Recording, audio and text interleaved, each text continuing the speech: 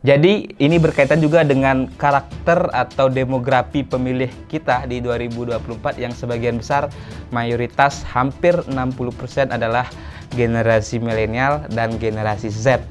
Kalau yang ditarget adalah anak-anak muda atau Gen Z atau misalnya juga anak-anak pesantren. Nah, pesan-pesan ini, pesan-pesan kampanye ini bisa lebih terpersonalisasi atau sesuai dengan apa yang menjadi misalnya minat dari anak-anak muda ini. Kalau misalnya ada yang suka olahraga basket, mungkin pesannya dekat-dekat dengan atau relevan dengan misalnya olahraga basket. Kalau ada yang suka misalnya ke acara-acara konser, nah ini mungkin juga pesan-pesan kampanyenya tidak akan lepas dari hal-hal seputar itu.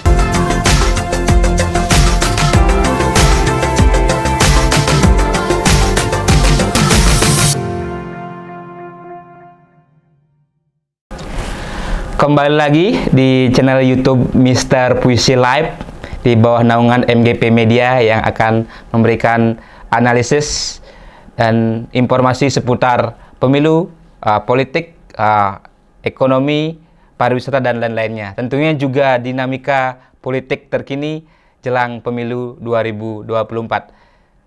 Sebelum kita bahas topik kita seperti yang ada di layar ya terkait dengan P3 yang katanya akan menggunakan big data dan kecerdasan buatan atau AI untuk kampanye di pemilu 2024, dan apakah ini cara dari Sandiaga Uno selaku Ketua Bapilu atau Badan Pemenangan Pemilu dari Partai Persatuan Pembangunan atau P3 untuk memenangkan pemilu 2024 dengan meniru misalnya cara-cara yang digunakan oleh mantan Presiden AS atau Donald Trump ketika kampanye Pilpres di Amerika Serikat. Sebelum kita bahas lebih lanjut, jadi saya ingatkan untuk jangan lupa subscribe channel YouTube Mr. Puisi Live dan juga jangan lupa komen dan like konten-konten yang ada di channel kami. Ya, ini ada hal yang menarik yang disampaikan oleh Sandiaga Uno ya selaku Ketua Badan Pemenangan Pemilu atau Bapilu Partai Persatuan Pembangunan atau P3 yang dia mengatakan menargetkan 11 juta suara di pemilu 2024 dengan strategi menggunakan teknologi dan media sosial, juga salah satunya dengan teknologi terkini memanfaatkan big data atau data yang begitu besar dan juga kecerdasan buatan atau AI, Artificial Intelligence. Nah ini juga sangat menarik dalam konteks pernyataan Sandiaga juga yang mengatakan akan lebih fokus kepada isu-isu ekonomi dan menyasar anak muda. Nah ada 3 tagline yang disampaikan, harga murah, kerja mudah, dan berkah. Nah ini menjadi menarik jika dikontekstualkan dengan apa yang akan digunakan strateginya, yaitu dengan big data dan AI atau kecerdasan buatan, termasuk juga menyasar segmen pemilih dari kalangan kaum muslim atau umat Islam, khususnya di anak-anak pesantren misalnya yang disampaikan oleh Sandiaga Uno. Jadi ini berkaitan juga dengan karakter atau demografi pemilih kita di 2024 yang sebagian besar mayoritas hampir 60% adalah generasi milenial dan generasi Z yang berusia di bawah 40 tahun.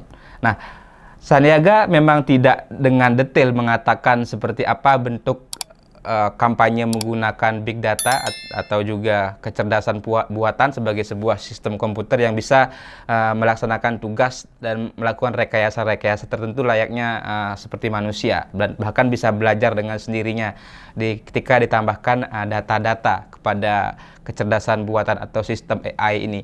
Dan juga Sandiaga tidak mendetailkan dari sumber mana data-data nanti dia akan ambil untuk menggunakan big data ini dan AI ini dalam kampanyenya.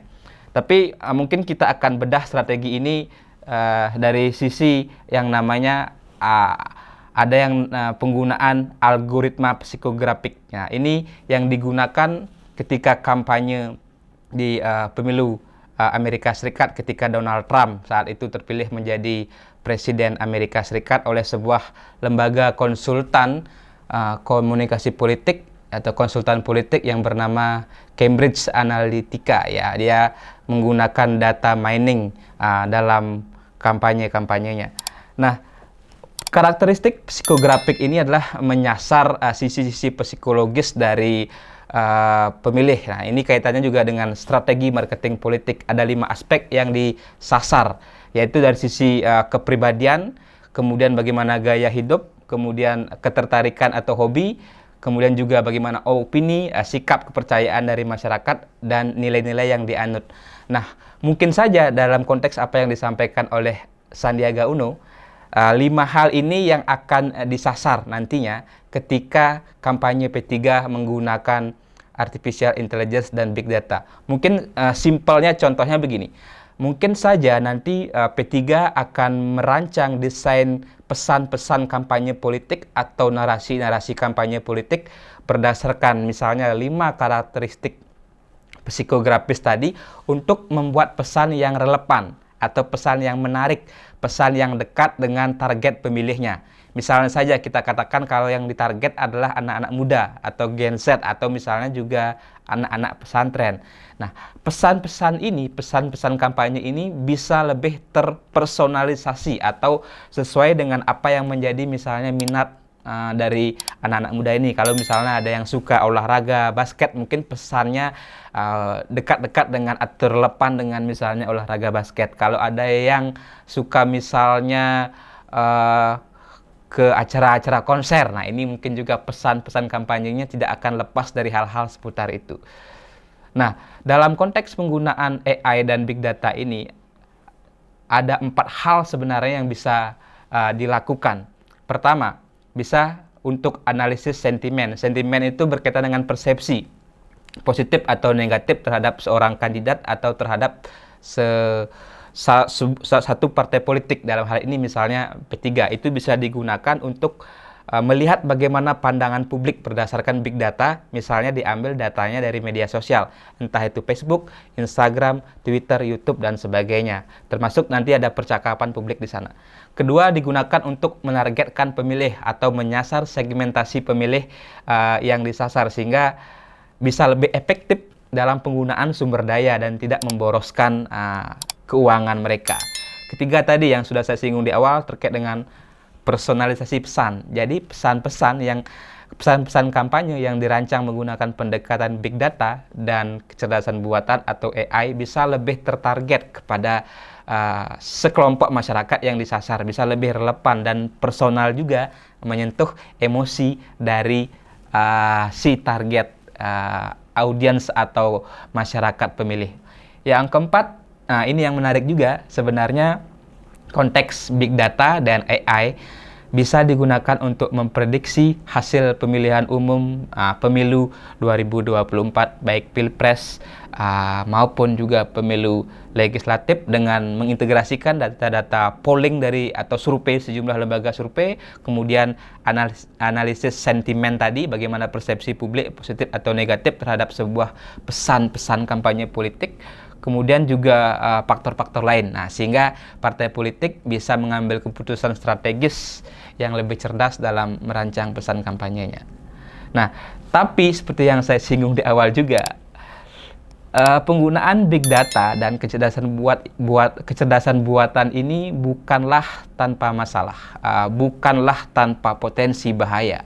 Ada potensi-potensi bahaya yang mengintai, khususnya juga berkaitan dengan potensi penyalahgunaan data pribadi, karena ini nanti akan mengumpulkan data yang begitu besar dari seluruh masyarakat Indonesia atau minimal dari segmen target pemilih yang disasar. Nah, di sini adalah kerawanan-kerawanan. Nah, ada 4 hal yang mungkin perlu diperhatikan juga oleh P3 dan Sandiaga Uno ketika menggunakan big data dan AI ini. Pertama adalah penyebaran disinformasi atau juga berpotensi menjadi adanya hoax atau informasi-informasi yang tidak tepat yang diterima oleh pemilih, sehingga di sini berpotensi terjadi manipulasi informasi, ketidaktepatan, ketidakakuratan informasi. Yang kedua tadi ada ancaman pelanggaran privasi atau terhadap data pribadi masyarakat misalnya bisa dieksploitasi untuk tujuan kepentingan politik sebagaimana dilakukan Donald Trump ketika menjadi Presiden Amerika Serikat yang pertama, menggunakan jasa dari Cambridge Analytica dengan mengumpulkan 50 juta akun Facebook itu dianalisa sehingga akun-akun yang sudah didapatkan ini, data-datanya ini, mereka disuguhkan informasi-informasi yang mengarahkan dukungannya kepada Donald Trump. Nah, yang ketiga, ada manipulasi emosi dengan pesan yang dikustomisasi atau dipersonalisasi sedemikian rupa. Ini diharapkan misalnya mengarah kepada emosi tertentu. Entah misalnya menyukai sosok A atau benci terhadap lawan politiknya dan sebagainya, termasuk juga mungkin ditunggangi isu-isu agama, isu-isu SARA. Ini sangat berbahaya. Yang keempat juga penggunaan algoritma yang diskriminatif.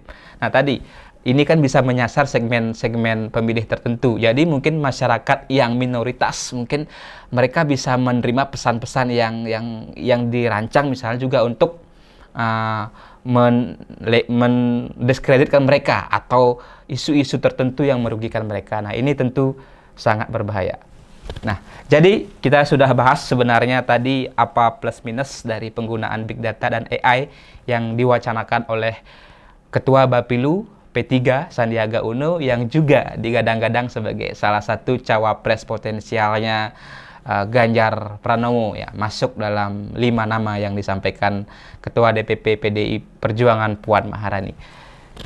Ya, itu yang bisa kami sampaikan. Terakhir, kami mengingatkan sah-sah saja penggunaan AI dan Big Data dalam kampanye, tapi harus bertanggung jawab, harus tetap beretika, harus tetap memperhatikan dan menghormati kedaulatan data, menghormati hak privasi atau data pribadi warga negara. Jangan sampai data pribadi warga negara disalahgunakan, dipolitisasi untuk tujuan kepentingan politik.